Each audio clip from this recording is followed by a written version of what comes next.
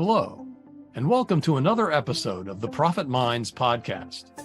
I'm your host, Dr. Stephen Kirch, creator of the Profit Minds Growth System, a unique blend of profit growth, productivity acceleration, and building robust business process for scale. In every episode, I interview entrepreneurs and small business owners from around the world with a unique story to tell. You can find the show on YouTube, LinkedIn, Apple and Google Podcasts, Stitcher, Spotify, and more. Well, hello, everyone. Today, my guest is Andrew Levander, Chief Clinical Officer of the Encino Detox Center. And today, we're going to talk about perfectionism, performance, and addiction. Welcome, Andrew. Thank you. Thank you for having me. So the story that I ask every guest, tell me yours. That's the first question. How did you get to be, the chief clinical officer at the Encino Detox Center? Well, that's a great question and a long story that I'll make palatable. I grew up on the North Shore of Chicago, the son of a wealthy man. And I had a troubled childhood. And one night I remember when I was 14, my mother took me, she said we were going shopping, and we ended up in a therapist parking lot. And that turned into a couple of years worth of intense psychotherapy, which ultimately helped me put my own thumbprint on what was happening in my life, in my family, from my childhood, to help me figure out how to continue to breathe and push forward. And I remember thinking, this is a really cool job. This guy's name was Rick. All Rick does is try to be helpful to people, and you get paid for that.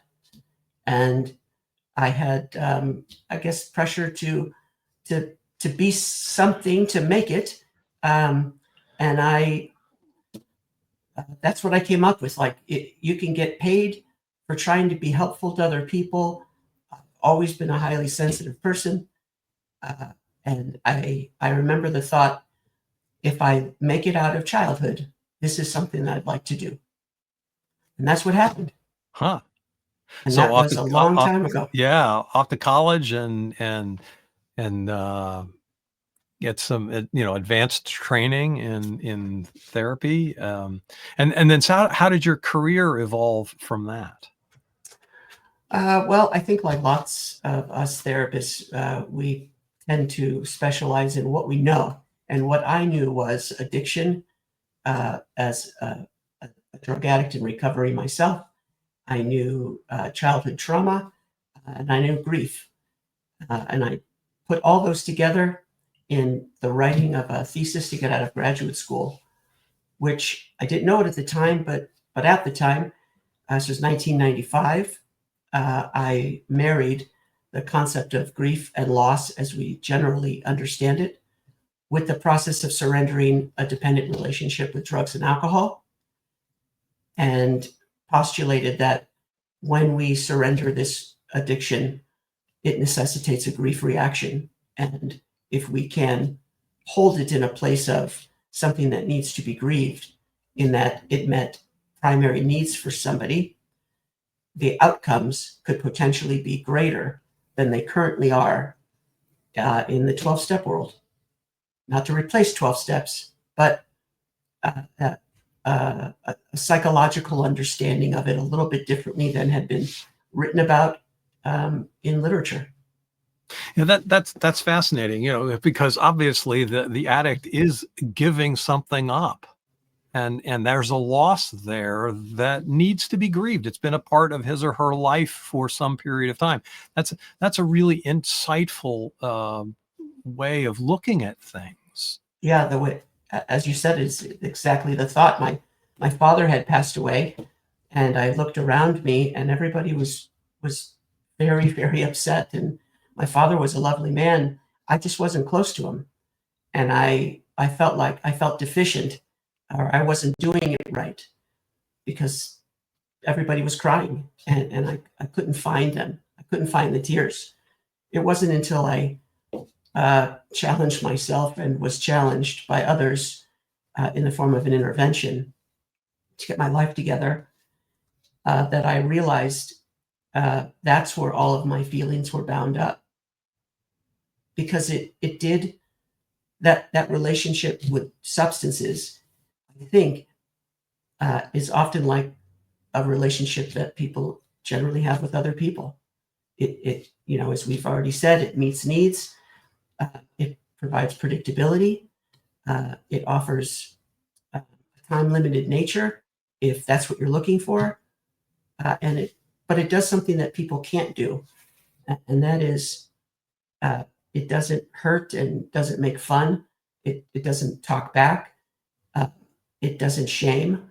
It doesn't do those things, which I think it's the perfect storm for somebody with low self-esteem and a trauma background and high perfectionistic inclination, and yet sees oneself as never measuring up. Introducing substances into the mix, it's a bad combination.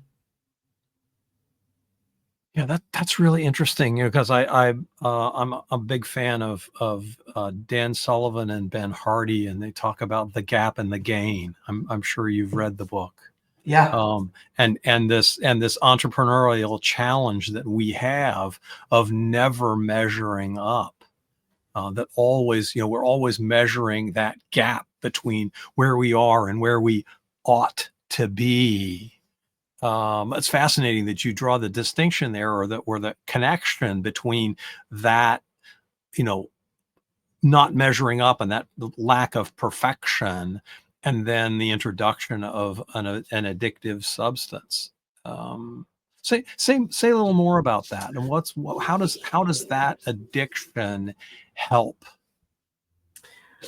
Well, it alleviates pain, and there's a saying: an addiction is an addiction is an addiction.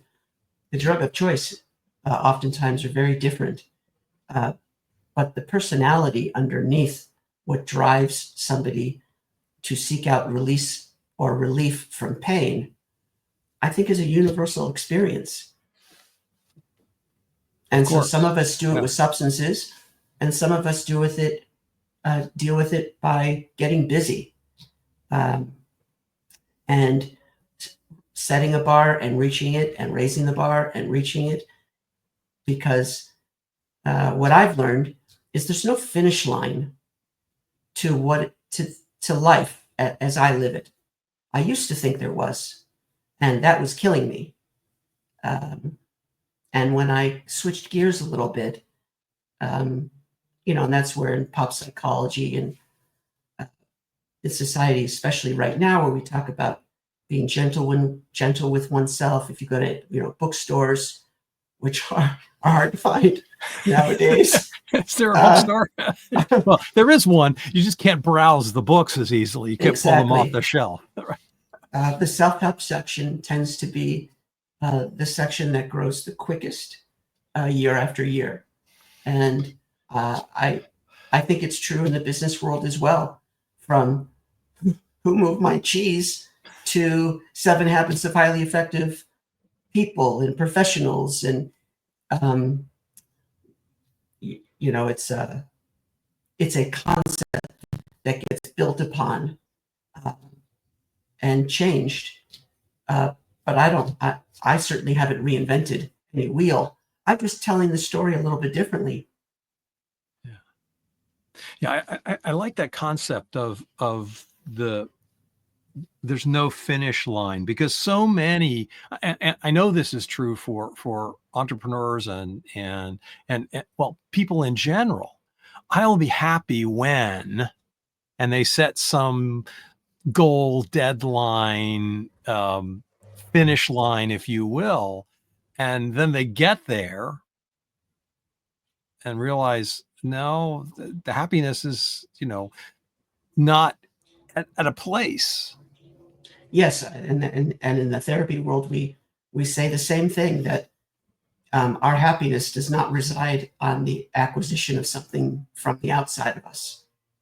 It has to do with the retooling of what we have working inside of us, letting go of some past constructs that no longer are effective, that are causing more pain than good. I'll be happy when that we see that a lot when it comes to people with struggle with weight. I'll be happy when I weigh, or I'll be happy when I have this much money in my bank account. I don't know if it's cynical of me. I certainly don't mean it this way. But if that were true, why don't I weigh that? And why is that money not in my bank account? If that's the golden ticket to happiness, I've already know, and I know what it is. I do wonder with lots of clients over the past 25 years, where is it? And because I don't think that, that's not what it is. It's not the golden ticket. The number on the scale, it does not equal happy. Because once we get to that number, we tend to lower it. It's exactly the same thing that Dan Sullivan and Ben Hardy say in that book, is that, you can't chase the horizon because every time you take a step toward it, it moves. Yes. Said beautifully. Yes. So let's translate this into the life of an entrepreneur or a C-suite executive who is constantly chasing that perfection, that something. How do you see this play out for them? Like I'm thinking about all the coaches, professional coaches business coaches that I've met over the years, and some work that I've done with them in terms of building the psychology, the experience or experiential psychological component of coaching into their practices. And some of that is about understanding the psychology, like archetypes and Jungian psychology, and we're not all that different from each other. Our stories are different, but at least in my world, one thing that is consistent, and that's the experience of pain. Everybody's story might be different in that it leads us to the experience of pain differently, but the actual experience of it is universal. And I think if we get more humanistic underneath the executive, I find a lot of executives don't really want to go there. Similar to professional athletes that get very superstitious, and why open a can of worms if that's not open? And I think fear, again, in my world, that's what keeps me where I'm at, is fear. And so unlocking some of the barriers that we put in front of ourselves comes in the form of understanding high stakes pressure, the isolation of being an executive. We oftentimes don't have a peer in the room, and over time, what that's like. And then all the self-talk and chatter, well, I'm the boss and I don't need a peer. And there's so much that goes on in our heads, and it becomes lonely. Or at least for the executives that I've had the privilege of working with, it has gotten lonely.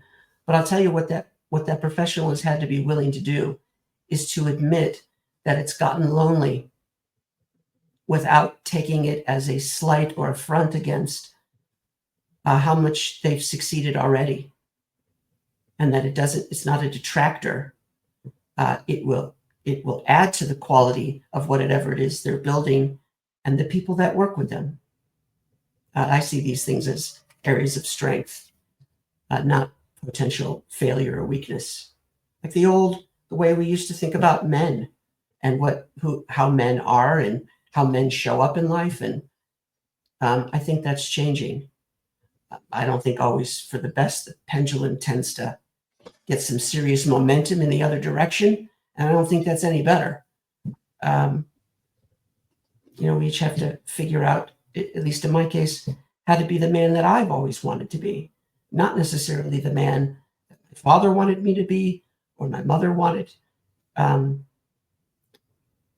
That was leading me down a path of destruction.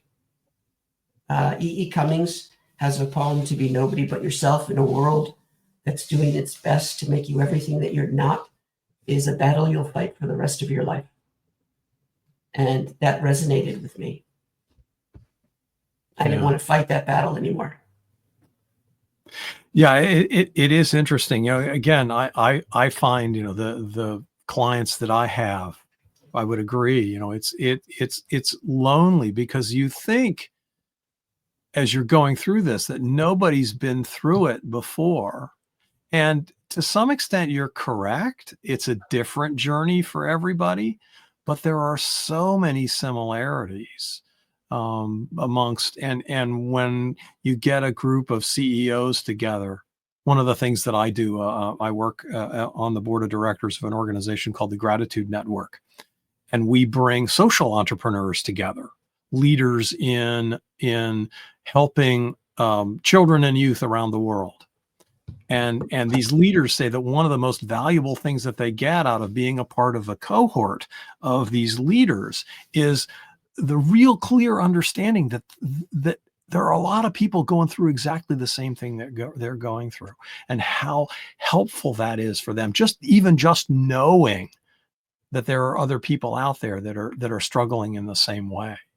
I find that, and it's actually on our website, it says, "The most comforting words in the world are me too." That moment when you realize that my struggle has been someone else's struggle allows a person to breathe.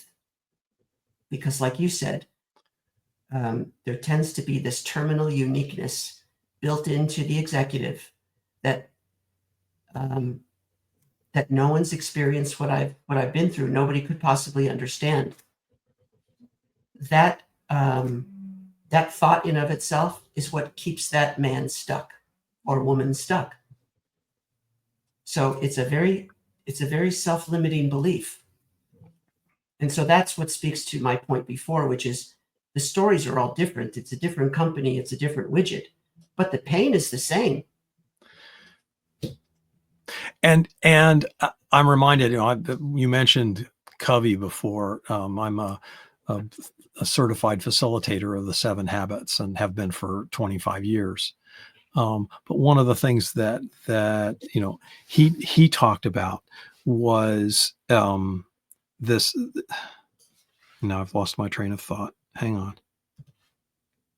The idea that when you're struggling, you don't know what other people are going through in that pain, but the only thing that you have control over is how you react to it ultimately. And I think that's the beauty of some, the kinds of things that you're doing to help is help people find that they have an alternative besides the addiction. Yeah, another one of Covey's, I think it's number 5 on the list, is seek to understand. And I'm surprised how often I forget about that one and other people, because I tend to get wrapped up into my experience in something, put together a beautiful, luxurious healing retreat, 12-bed, licensed and accredited by the Joint Commission, all single rooms. It's gorgeous here, private chef. But why is there no ketchup? Or where's the Joint Commission form about the requirement to track certain potential safety hazards? Where I get so lost in the what's missing, or why didn't somebody do what they're supposed to do, that I forget about seeking to understand first. And I've almost killed lots of relationships in the workplace by not remembering that, by assuming that my thinking is correct, which involves no one. and is the opposite of a relationship-centered exchange when it comes to social services. It's people coming together to be of service to other people, not one person. So when I remember to get out of my own way, that's one, at least for me, that is helpful to remember. Yeah. Another great book that I was introduced to is, I don't know remember the author, but it's If Disney Ran Your Healthcare Organization, 9.5 Things You Would Do Differently. And it's a really incredible story of a person who was an executive at Disney, who left Disney to go work in the healthcare field, and these 9.5 things that he put together to write a book that I felt were very compelling on the overlap between Disney, the happiest place on earth, and a healthcare company, which you can't think of two things further apart. But why can't we apply some Disney expertise to the healthcare industry? And I'm remembering one in particular. It's decentralizing the ability to say yes and the empowerment of other people.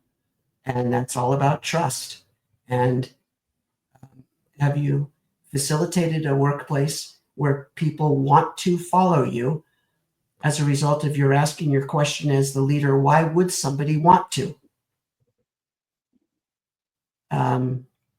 Why would somebody want to follow me? As opposed to focusing on they're not. It's these little nuances that I think have been really valuable for me, at least. Yeah, that's really terrific. The whole idea of focusing on not what they're doing wrong, but what am I doing to encourage? Have I enrolled them? You know, one of the things I know that many small business owners are fighting these days is the ability to attract the right kind of talent.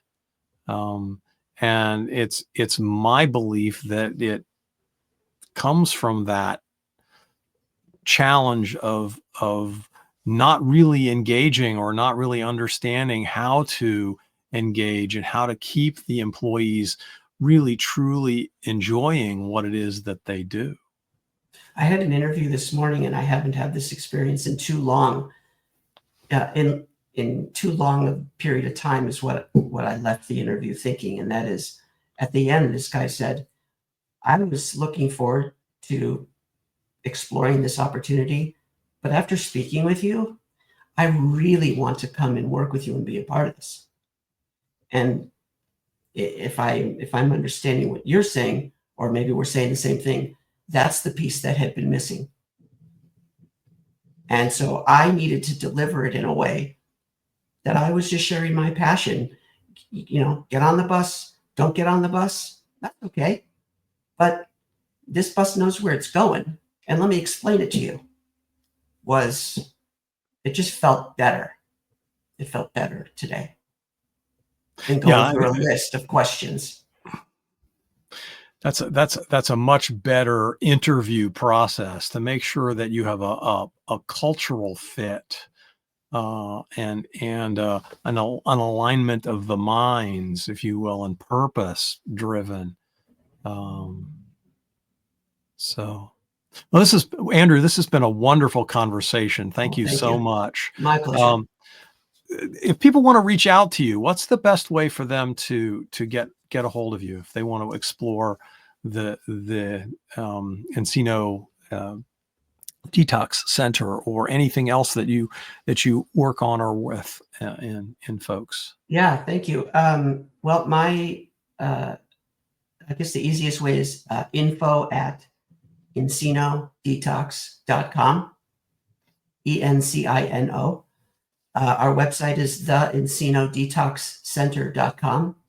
And whether it's for an executive or their loved one or a friend of a friend, we offer a really nice balance between substance abuse and mental health and the comorbidity, the linkage between the two, in a beautiful estate in Los Angeles. Yeah. Believe it or not. Wow. Yeah.